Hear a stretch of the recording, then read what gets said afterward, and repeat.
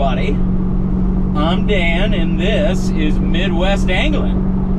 And today, we're going bass fishing. We are headed to one of my absolute favorite places in Wisconsin to go bass fishing. We're headed to the Waupaca chain of lakes. It's just beautiful, beautiful, crystal clear water. An absolute favorite of mine. You know, it's been a long time since I put out a walleye fishing video, which is kind of one of the primary focuses of the channel, but I haven't been doing so hot lately on this channel. Just needed to swing one out of the park for once. It's mid-October. It should be prime time for largemouth and smallmouth bass, especially in this body of water. So it's pretty late. We're already well into the afternoon. I had to go and read to my son's class. And so that was pretty fun, but we couldn't get in there till like 1 o'clock in the afternoon. So we're already up against the wall as usual on this channel. Thing is, this lake, because the water's so clear, it really tends to have some good, like, twilight topwater action. So I really wanted to get into that. The other thing is that there's supposed to be thunderstorms rolling in tonight. This is the hottest day of the week. It's kind of a warm front. And we all know that usually with bass, when you get that kind of boost in the fall, that makes them go crazy. And so we're gonna try and see, again, if we can hit this one out of the park, get us some big old central Wisconsin bass. So without further ado, let's get into it.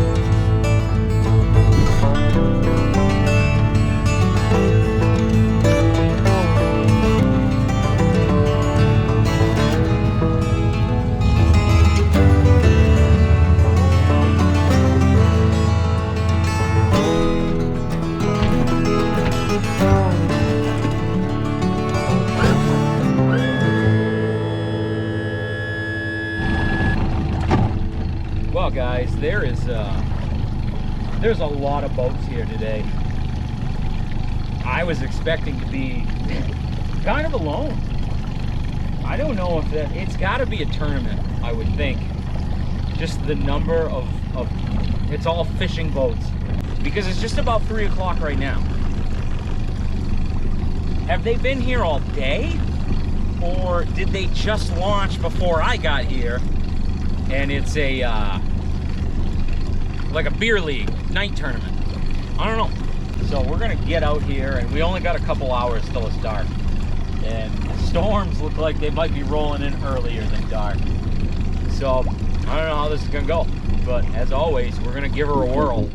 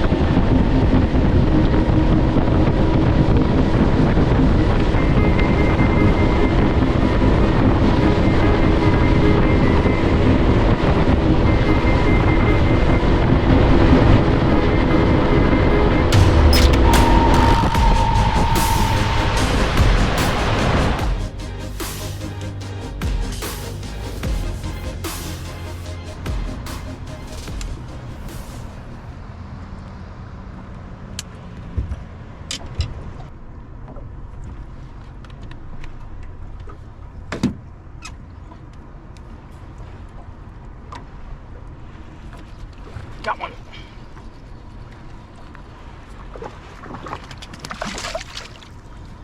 Don't even have the cameras in yet. Nice little guy to start us off. That's a good sign though. You know, we're not even set up fully and got a fish, so.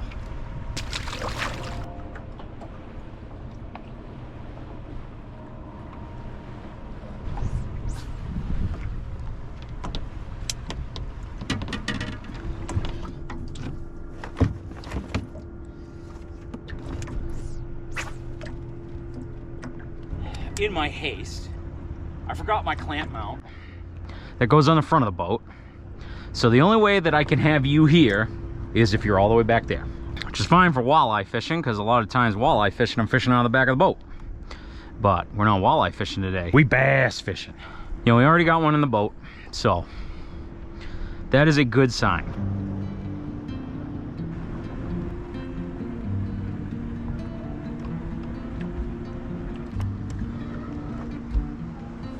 There we go.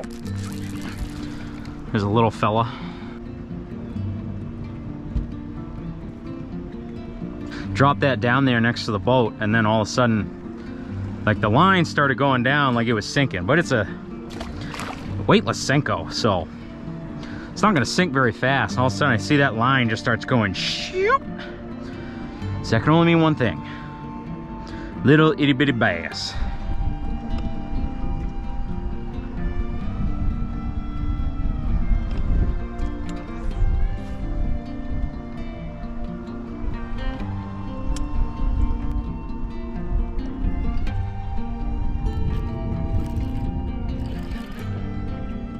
Ooh, that's a nice one.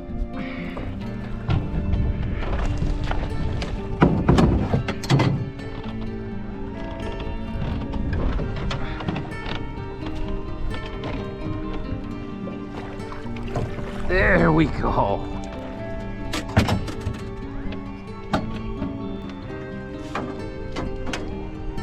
Barely had him hooked too. There we go. It's the first one that's probably a keeper.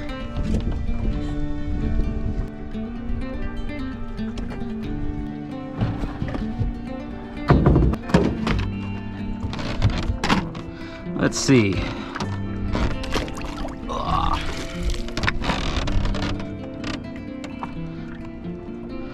That's 16 inches on the nose.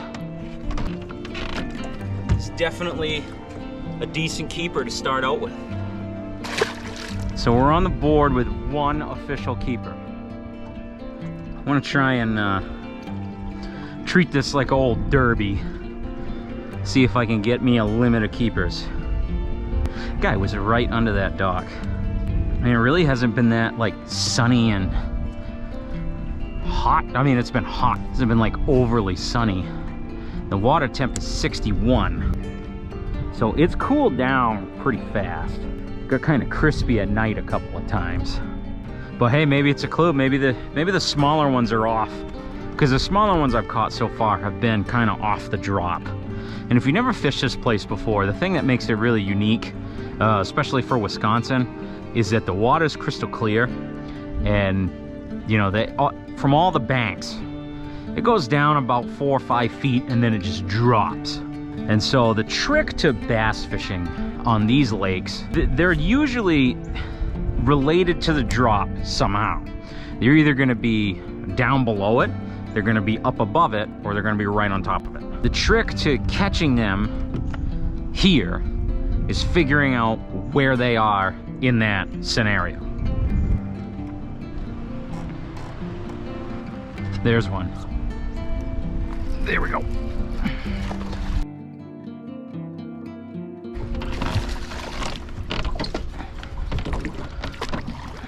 Come on. There we go. A little fella.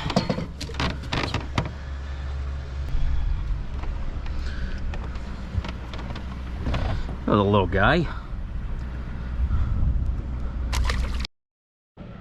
Maybe he's got a buddy under that dock. Maybe not.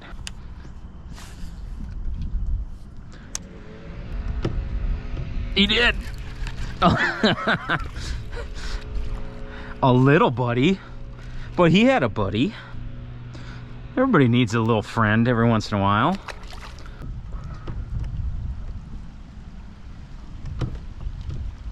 Are you serious?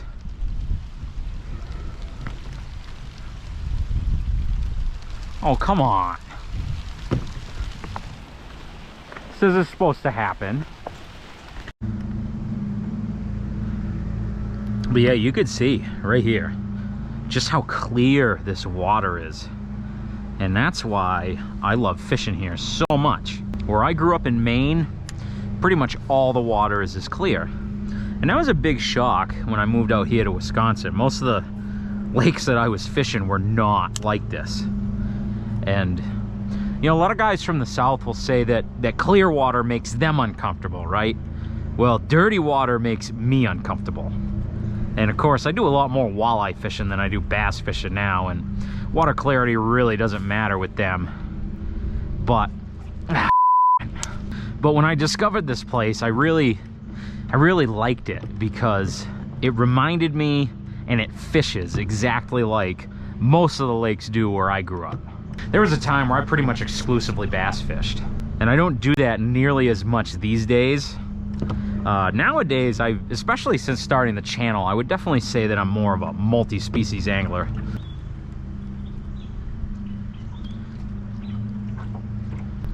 And I mean that to the truest definition of the term.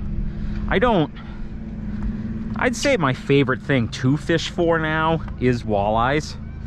But I'm not gonna say that, you know, a lot of people get so tribal in fishing. And they say, you know, oh, well, this species is better than that species, whatever. And I just don't buy into that. There are things about bass fishing that are much more fun than walleye fishing. There are things about walleye fishing that are much more fun than bass fishing. And that's why I think if you really want to be a well-rounded angler, you should not focus on just one thing. You know, there's all kinds of things in the world of catching panfish that have their own unique challenges and rewards. I think the whole, you know, pounding your chest and saying, I'm this kind of fisherman or that kind of fisherman, I think the whole exercise is pretty stupid. And you'll never hear me talk about how, you know, one thing is more superior than the other, because they're really just not. And I know that might rub some people the wrong way, but it's true. Fishing's fishing. You know, there's so much division in this world nowadays. Let's find something to bring us together.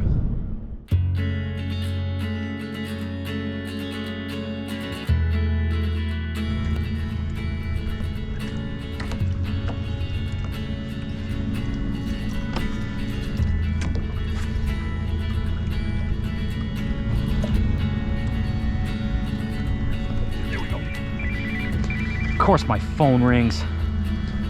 This feels like a good fish too. I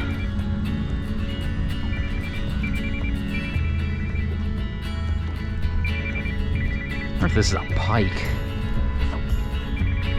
I'm busy.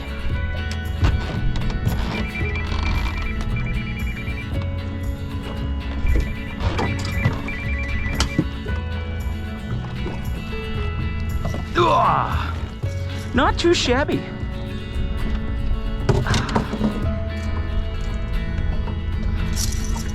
And that right there is my favorite thing to do on this lake in the fall, is catch them on a rattle trap. Let's see how long he is.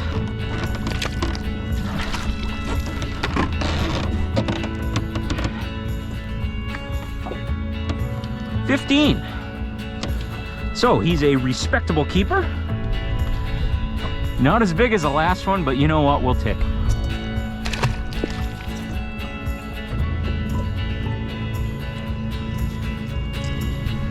And now here's why I love using a rattle trap so much on these lakes. It all has to do with that drop. And so in the summertime, I don't know what it is. They don't seem to bite a lipless. I don't know if it's the tightness of the wobble or what. But in the fall, oh, there goes that. But in the fall, they really key into it. And because the drop on these lakes is so pronounced and easy to find, what you can do is use that rattle trap and just bomb it out there as far as you can, and then run it along that drop. And remember what I said earlier about a lot of times the fish are going to be keying in to somewhere in relation to that drop? A lot of times that puts the bait exactly where those fish are. And something like a rattle trap You know, it's not really super sunny today, so your colors, you know, those will depend on the conditions. But a lot of times, because that thing is so loud, it's gonna pull them in from a long ways away. And so you could just cover ground on these lakes by using those types of search baits like that. And it doesn't necessarily have to be a rattle trap. You can do it with any moving crankbait. I just like a rattle trap because you can, it's not depth specific. You know, you can count it down to a specific depth or run it at a specific speed to keep it doing what you want to. It's very adaptable.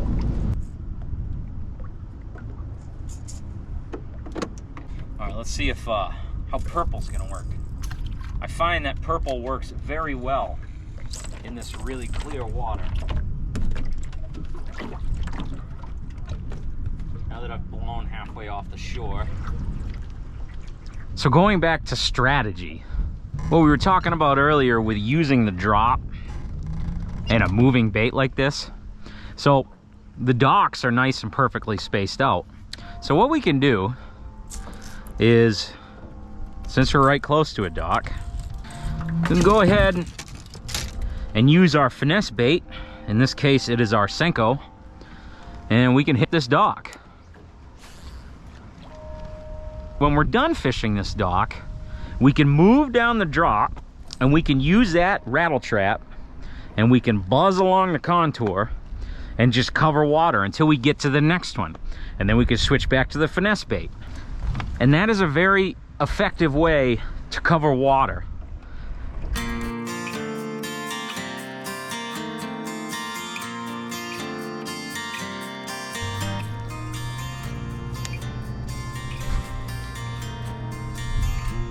Ooh, that's a big fish. Ooh.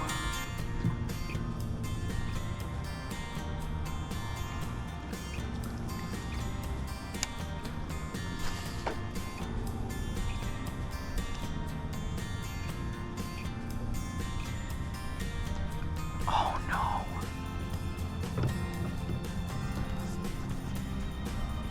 Oh no. Oh, I've done it now. I know there's multiple fish under that dock because I can see them. And now I'm hooked to the corner pier. Oh. Oh. There we go. All right. See if I can buzz this under there. Here's the other thing about this chain of lakes.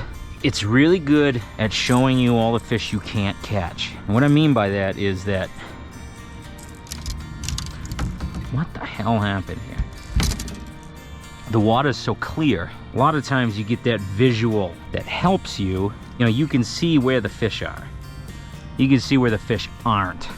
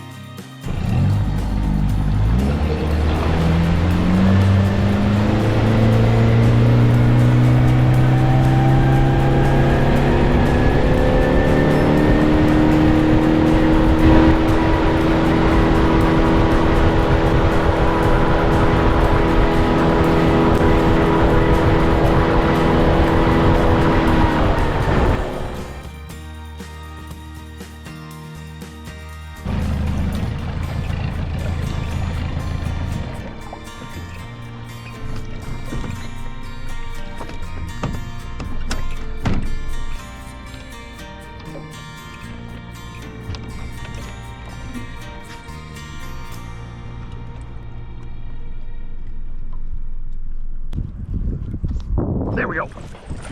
Oh. Ah.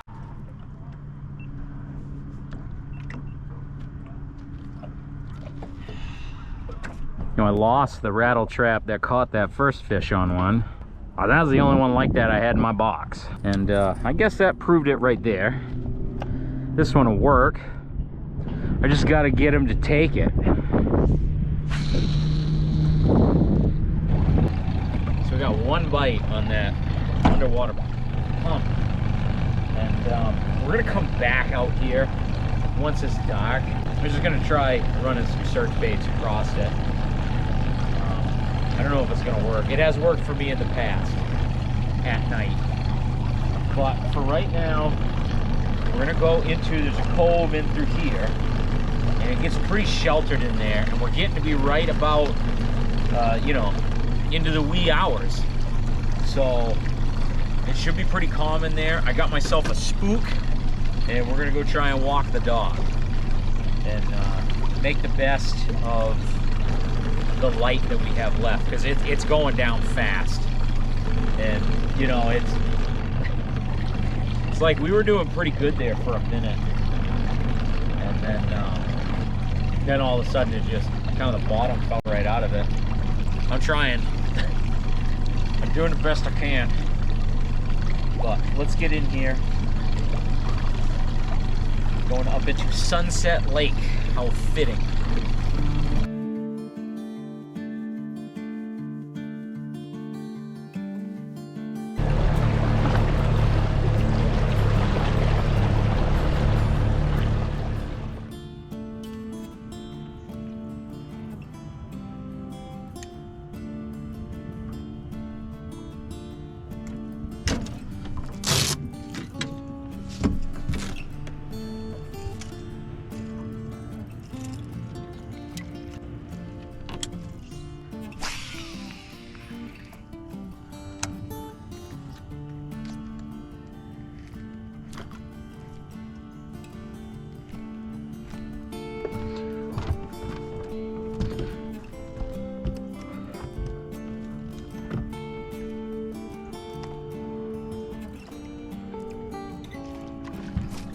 Got him.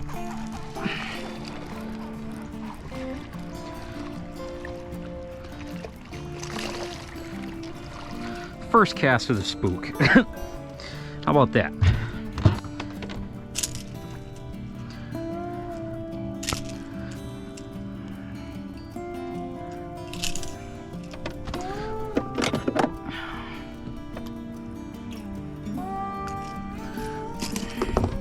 He's not a giant, he's not a keeper, but it's another fish. Let's see if we can nab another one.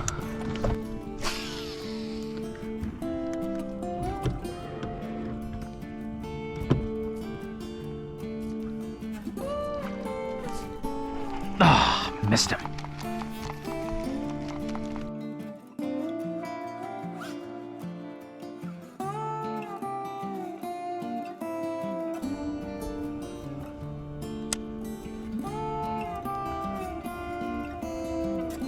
Ooh, we got a fish. There we go.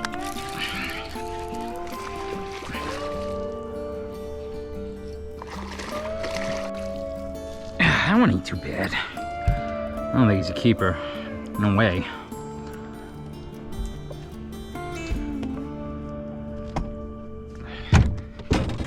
But he is another fish.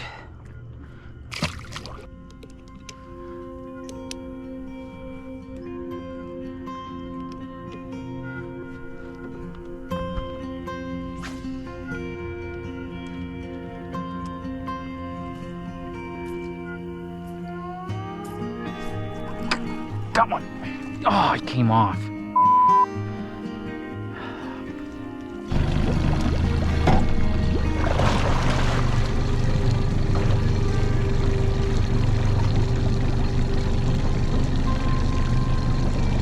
I'm gonna get out of here.